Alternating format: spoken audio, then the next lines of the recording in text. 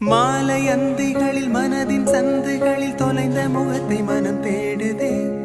வெயில் தாருழுகும் நகர வீதிகளில் மையல் கொண்டு மலர் வாடுதே.